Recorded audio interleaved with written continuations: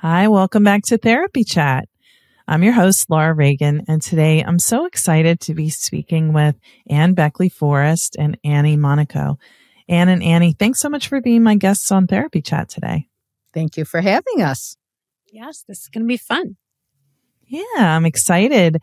On the show, I've been talking with more and more therapists who use EMDR, and I was really interested in talking with you two because you are integrating play therapy and EMDR together. And I'm really curious about that as someone who's, done play therapy a lot and not trained in EMDR yet. But, other things. And I want to really absorb how you bring those two together and why. But let's just start off by you two sharing a little bit more about who each of you are and what you do. You want to go in? Sure, I'll go first. So I have been a play therapist for about 25 years or so, give or take. And, obviously for those of us who love play therapy, we know that it's the best way to get the child in the kind of, rapport that we need for therapy, the kind of equality that you need with your therapist, and also signals of safety, like having toys in the room and all of that. But I was a kind of a reluctant student of EMDR. I think it was 10 or 12 years ago. My agency asked me to go to EMDR training. Annie was the instructor. And I was a little bit of one of those annoying students who sits in the front row and goes, I have a question about that. I work only with kids. I'm not really sure this is going to work. That kind of, constructive engagement, but annoying, I'm sure. But instead of disengaging from me, Annie kind of leaned into that. And that's really how our collaboration started in terms of how to make EMDR more playful. But Annie, I'll let her talk about her long history in the EMDR world. Yeah. So I actually have been trained for a very long time. I was trained in the really kind of beginning years. So Francine Shapiro is the person that developed EMDR, an amazing woman who has unfortunately passed away, but she really wanted fidelity to the model. So when I got trained in 1998, it was a very controversial year because people thought EMDR was a big hoax.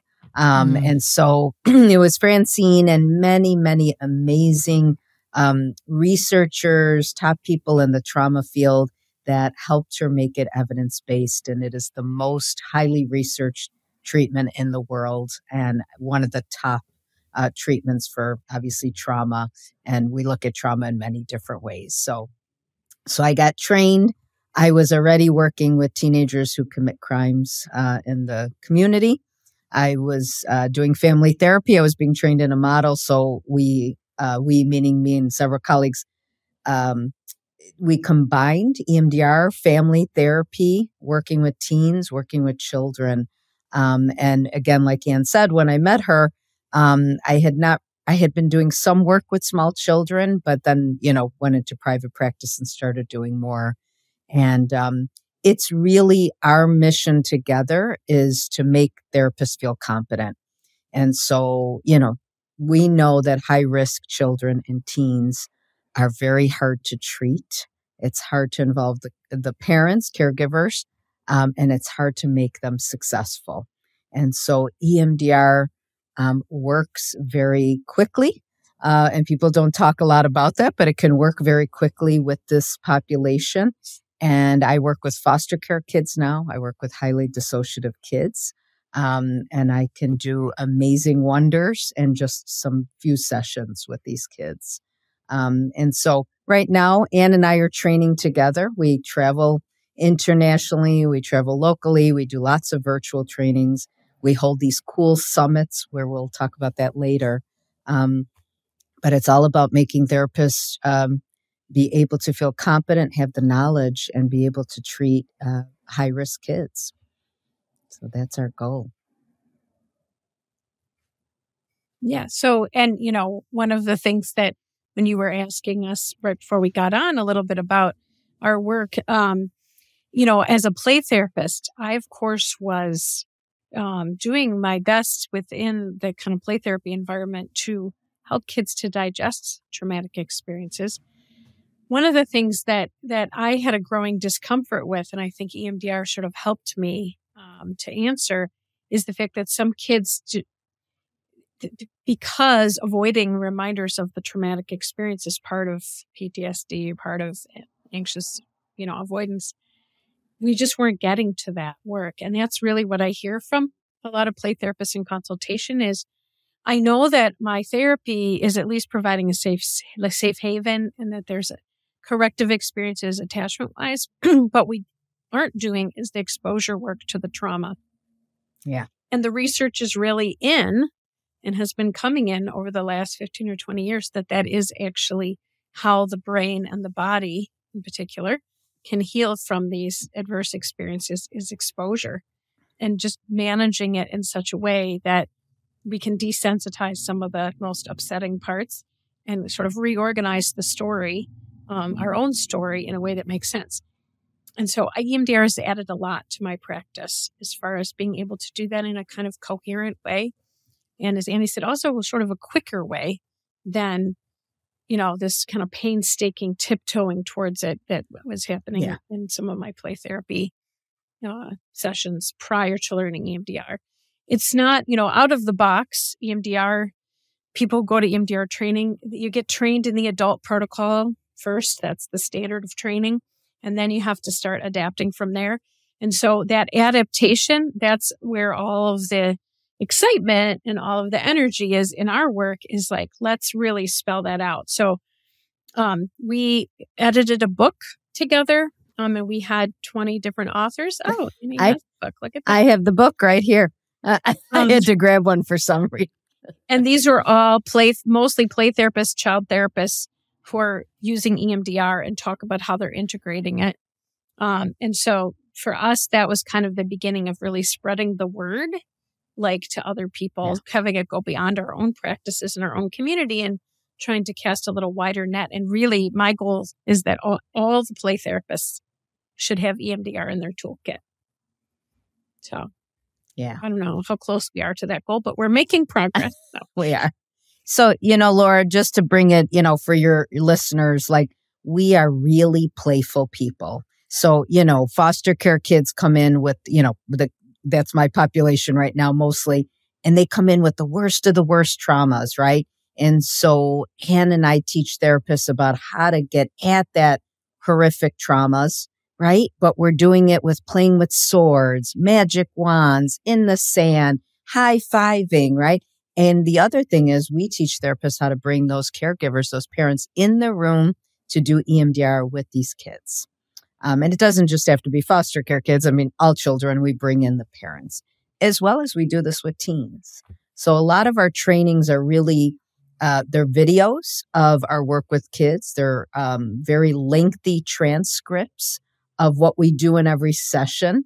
And, we just have just good evidence of showing that this works. So thank you for explaining this. And I want to reflect back what I heard.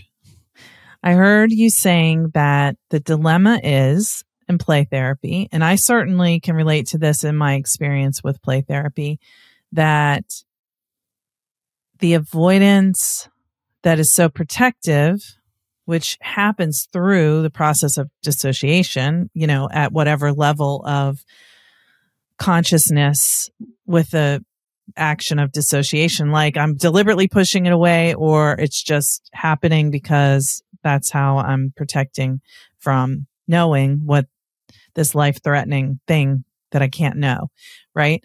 So in working with children, I've definitely experienced, especially in 4, 5, 6, 7-year-olds and 9 even, where, something happened to them.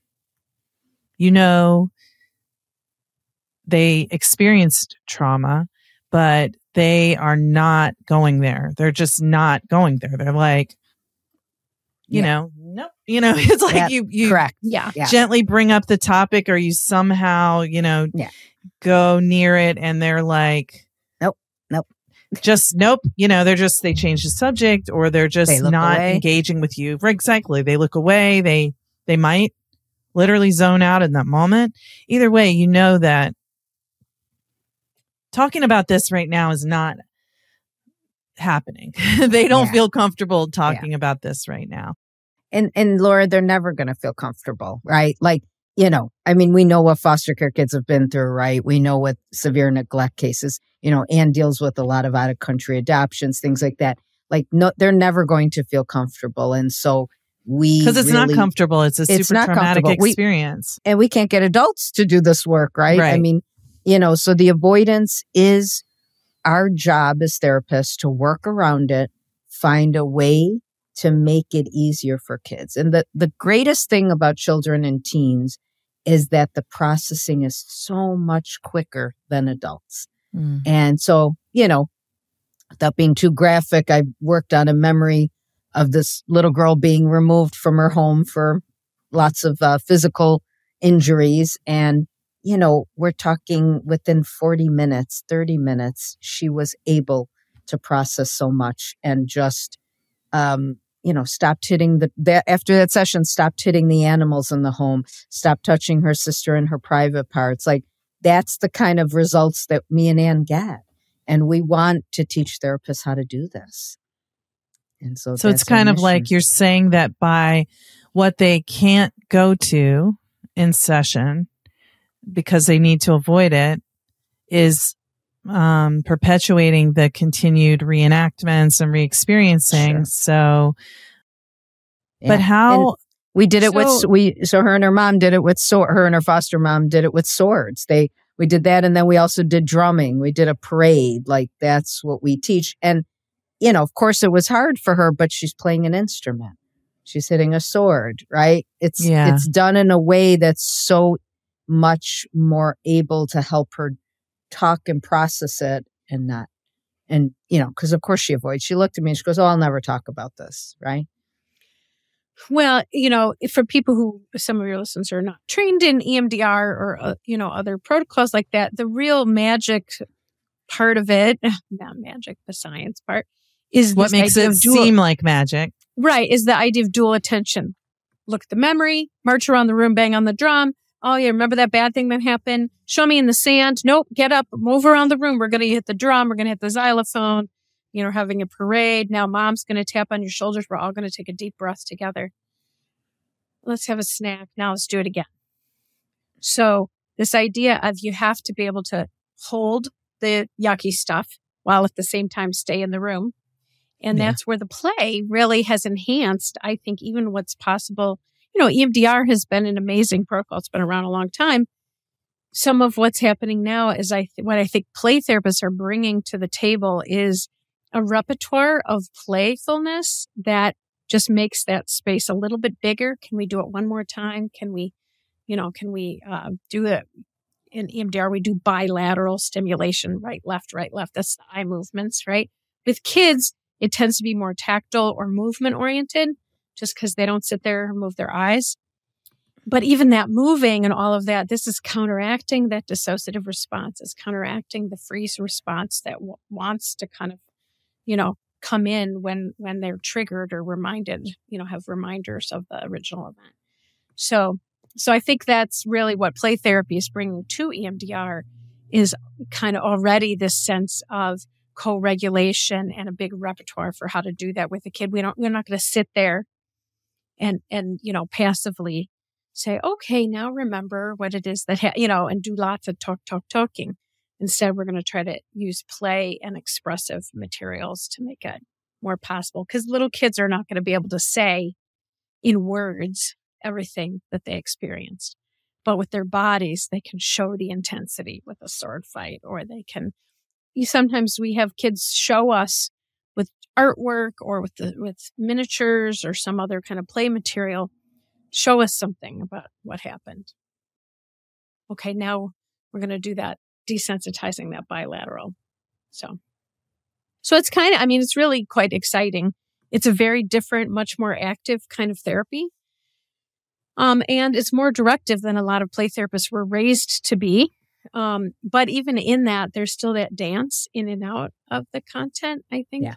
Yeah. And it can't be forced, and sometimes we might consider the EMDR part of a session might be 6 or 7 minutes out of a 45-minute session, but we're in and we're out, we're in and we're out. And that's what makes, kids able to be successful at it. So titrating it. Yes, exactly. Perfect word.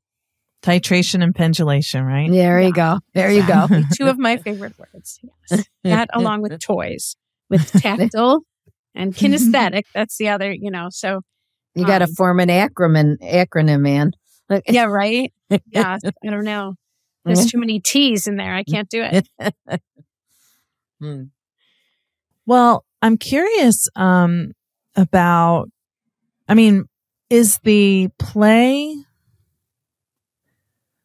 part of the expression? Is the play regulating? Is the play the attunement, the holding space, the containment of the relationship?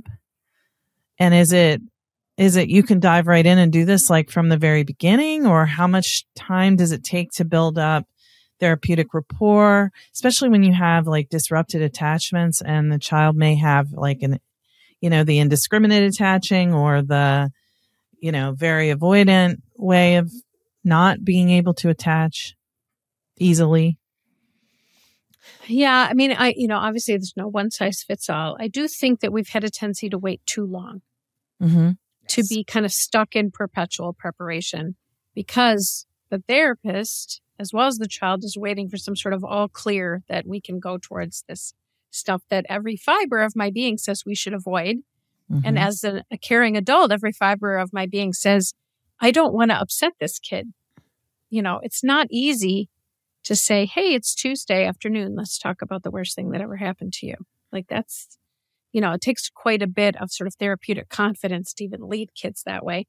So I do think that establishing a relationship where kids can say no, which is one of the great things about play therapy. And it's kind of, especially the sort of child-centered or child-led dimensions of play therapy, is establishing more equality in the therapeutic relationship than kids would naturally have. And then kids who have attachment patterns that are about defying adults, they don't make good customers for trauma therapy either, or the people pleasers. Either one of those has got a potential disruption, because what I really need is co-regulation, right? So I think it depends on the scenario, how much time. I don't think there's a magic amount of time necessarily, because some kids are able to get there pretty quickly. If they have good current caregivers, I'm much bolder. So in a good foster care situation, or I had a kid who had a really bad experience but had very secure attachment prior, we did not spend a lot of time in preparation, but we had the attachment in the room. We had the parents in the room to kind of supply some of that. I'm going to build on what Ann said. And this little girl is a great example of, not wanting to go there, had been in play therapy alone for almost 2 years. And the foster parent said, we can't adopt her. She's so aggressive. So I moved a little bit quicker because, like Ann said, they were very stable foster parents. They were willing to be in the room with me. They were willing to do what I asked. And she realized how great she felt after the EMDR session, right? She's not in trouble for hitting the dog. She's not in trouble at school. She's not in trouble, right? So she started really coming in, not going, hey, Annie, I want EMDR, but she was so much more willing to share things. And remember, like Ann said, this is not the whole hour, right? So, and we're playing a lot of it, and we're touching, the titration, pendulation of the material, and then she feels really good after. So I was recording one day of her session, and, she really didn't want to do it that day. And, so I just backed away. It was other things were going on in her life. And so all of a sudden she goes up to the camera and she goes, like she's recording herself, and she's like, I'd like to say that, sometimes I don't like this, but I just feel so much better after. And so, and I looked at her and I'm like, I thought you were mad at me today. And she goes, no, I feel really good. And she had just fully disclosed every single thing that had happened to her that day. Because EMDR really opens kids up to feel comfortable to be able to say details, right? And so it was such a powerful session. And so I started interviewing her. And then by mistake, she hit the camera and it fell. And I was like, oh my God, we had this perfect interview of why is EMDR good for a 6-year-old, who's living in foster home, right? But I think if I help therapists, if Ann and I help therapists get past that first really hard session with the kid, they then, like Ann uses that word, bold. Therapists become very bold, and then kids become very invested in feeling better.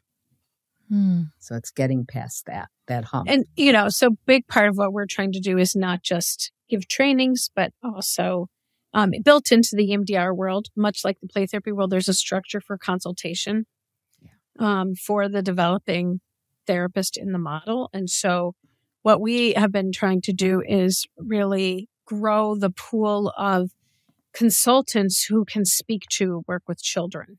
Yeah. And so we have like a lot of EMDR consultants in training now who are registered play therapists who then learned EMDR.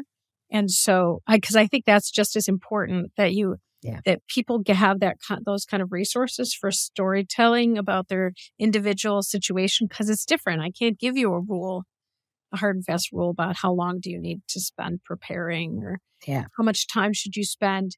If a child has a post-trauma narrative that's a part of their own play, should you let that go, unfold for a while and be kind of preparing for the EMDR by noticing what's coming up in the play, so there's different ways to approach it. And I think that's where good consultation, which, really on the EMDR side, there hasn't been a huge repertoire of people who had that very child-specific experience.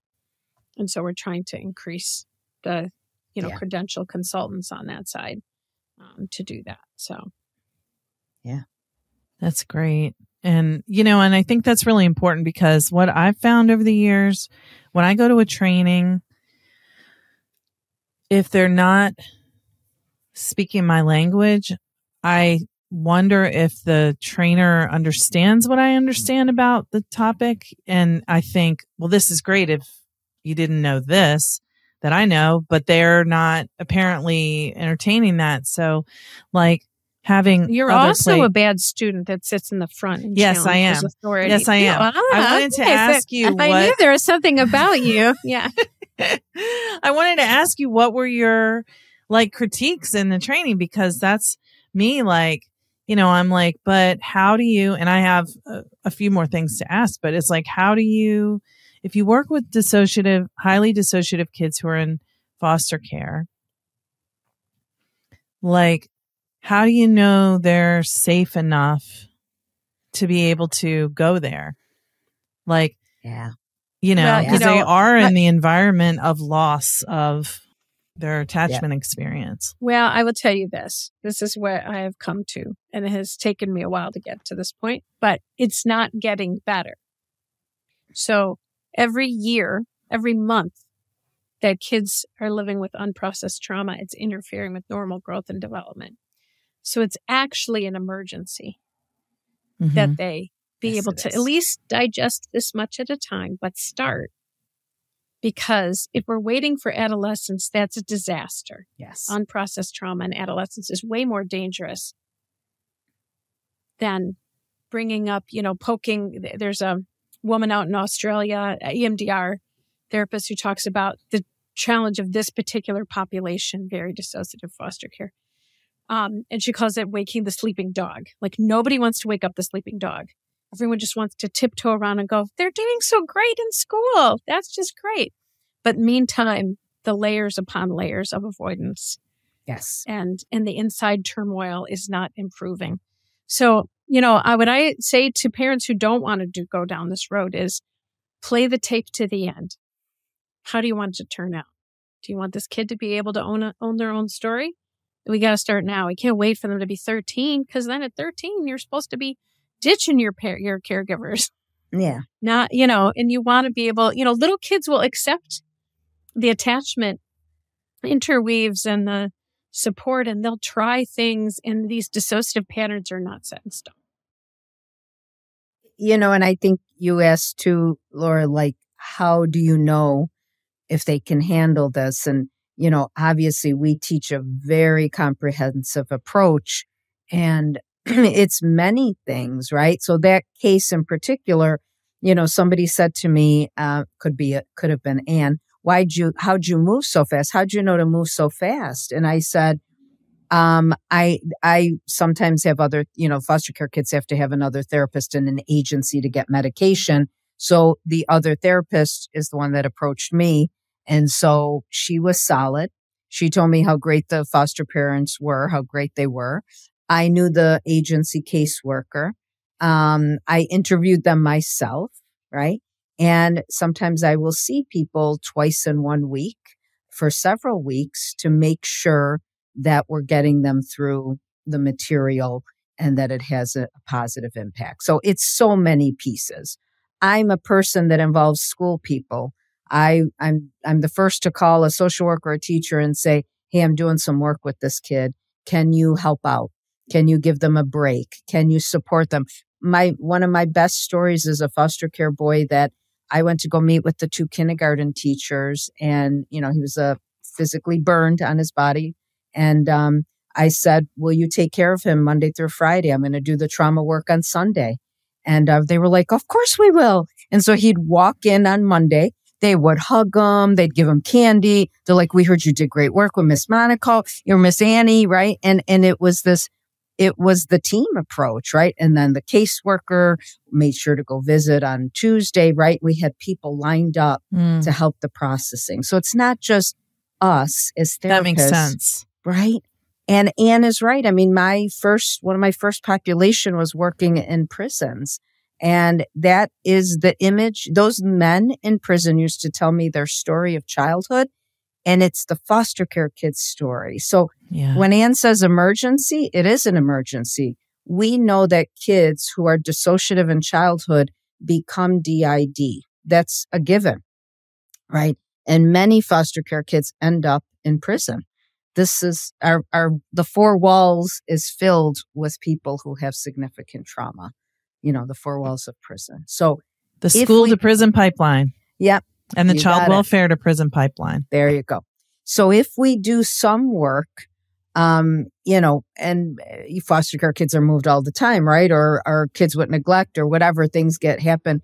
But if we do some work, you can really stop. Like if you look at all your school shooters, these young people, who do you think they are? These are highly neglectful, children that people let the dissociation continue, didn't treat them.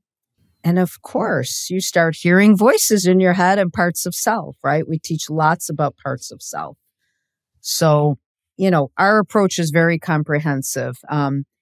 Of course, we have some 1-day trainings, but, I've pushed Anne. We're now at a 5-day training. Anne just flinched because, like, Annie, how are you going to get people to sign up to come for 5 days? And they're coming because people want to see our videos, right? They want to see my work with dissociation. They want to hear the stories. They want to know everything we do to be able to do what you just asked us. And I want people to learn that. I don't want, Well, that's what keeps people in the field is they feel like they're being helpful instead of spinning our wheels. Yeah.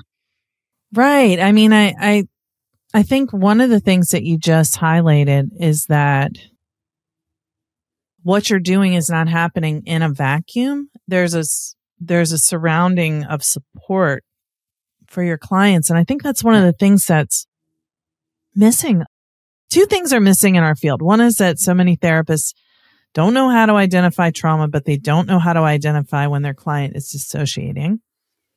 And then the second part is that they think that their intervention is happening and then, that's it. So it's like the person might be left with this open, gaping wound when they leave and you don't realize it. And they come back and tell you that they, decompensated for days. And you then are like, oh, what did I do?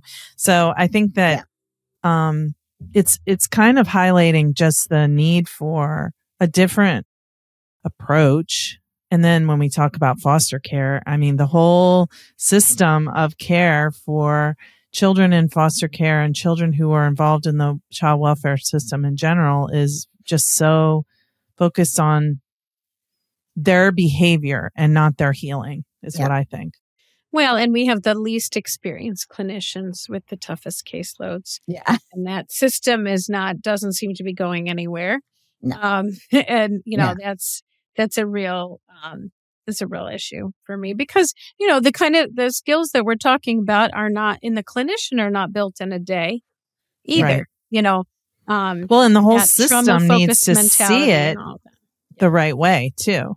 Well, and many therapists who come to our training say, "Oh, I don't want to involve the parents." And I say, "I already know the answer. Why don't you? They're scary. They're not effective." And I said, "So you've been seeing this kid for 2 years and you don't involve the parents and the behaviors are not improving."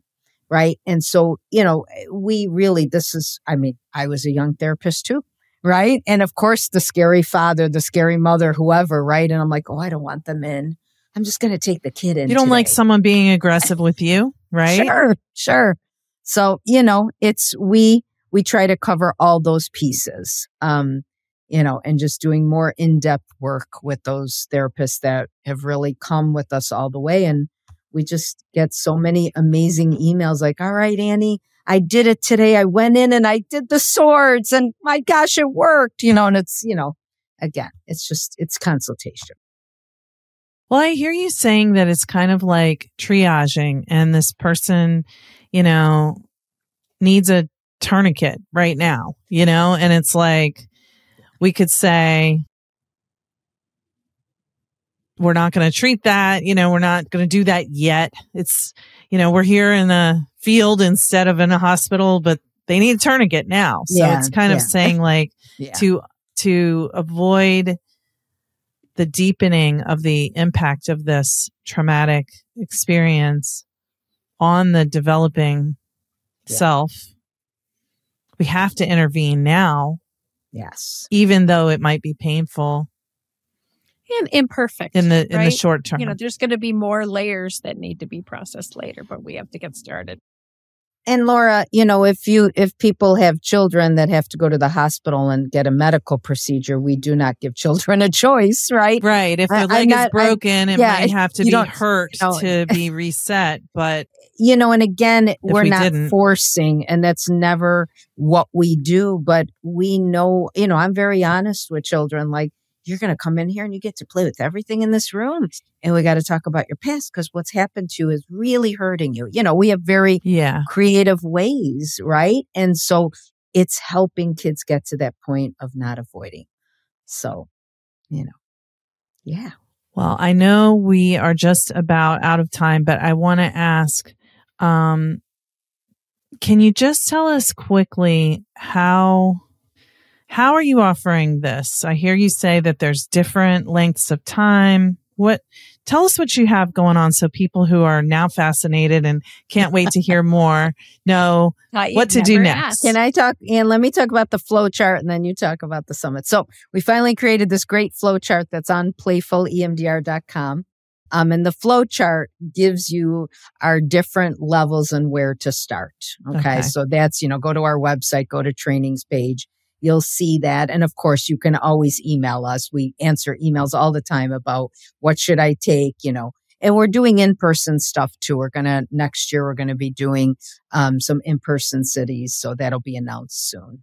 But we do these other cool things too. And I'll let Ann talk about our summits.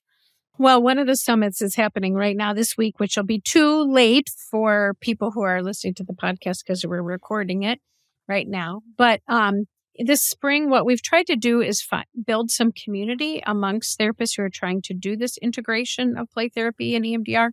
And so our next event for that community will be in May in Springdale, Utah, which is at the entrance of Zion National Park. So it should be a wonderful place to also feed the spirit. And we have great presenters, including Annie is going to teach everything she knows about dissociative children in 10 hours. It's a 2-day master class that she's doing. And then we have Carmen Jimenez Pride, who is going to talk about IFS, play therapy, and EMDR, a kind of triple integration. And then we also have Jackie Flynn and Karen Freed talking about Gestalt play therapy and some EMDR applications for that. And so I'm very excited about just the creative juices that are going to flow at that event. And we would warmly invite people. If you're not trained in EMDR yet, you can't go to that, but there's time to get trained before then. And we are basic trainers. Just if you come to the site. Yeah, there's only a handful of child therapists who are basic trainers, play therapists who are basic trainers. So our trainings that we still teach the adult protocol as well as child applications, but because we both see kids, we tend to sprinkle more kid stuff in. So we have a lot of child therapists who come to our basic. So even Maybe in your you, basic Laura. training, you do teach about child therapy. Yes. Okay. Absolutely. Yeah. At least Absolutely. get this Sometimes started, I get feel that like you started. need to learn about child therapy to help adults anyway. Yes, I'm sorry. correct. Yes, for child therapy and the child within us all. Right? Exactly. Yeah. Well, we've got your website, playfulemdr.com, and I will put that in the show notes. And Ann and Annie, thank you so much for spending some time with me today and talking about Thank this. you. I think this is beautiful, powerful, super important work. And I'm really, really glad that we got to connect. Thank you.